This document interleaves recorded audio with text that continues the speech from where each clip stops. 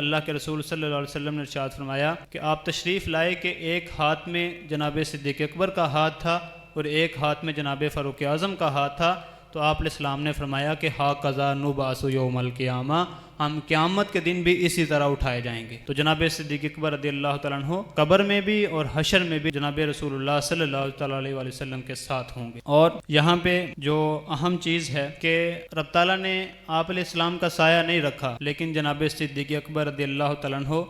نبی رحمت صلی اللہ علیہ وسلم کے ساتھ سائے کی طرح رہے۔ جب ہجرت